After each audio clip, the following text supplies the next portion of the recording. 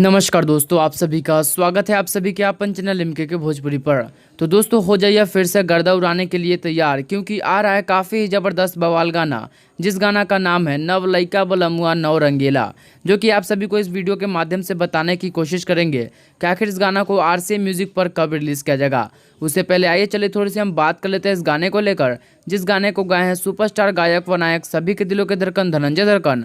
और दोस्तों आप सभी को बता दो, इस गाने को वही गीतकार लिखे हैं जिनका गाना पहले ही अभी मार्केट में धूम मचा रहा है, यानी कि सूरज सूर्या, जिनका लिखा हुआ 2 गाना अभी धनंजय धड़कन द्वारा गाया गया है और वह दोनों गाना ही मार्केट में बज रहा है। जिसमें पहला गाना का नाम था भाग रे छौरी आन्ही अलऊ और दूसरे गाना का नाम है बरतिया पी के टोटल सिगरेट मजा लिए भरपेट।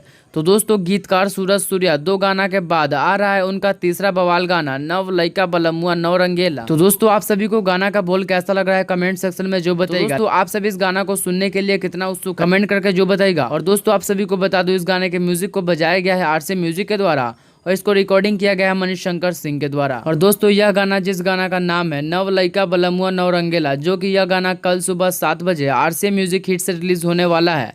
तो एक बार फिर से बता देते हैं कि यह बवाल गाना कल यानी कि 3 जून सुबह 7 बजे आरसीएम म्यूजिक हिट से रिलीज होने वाला है।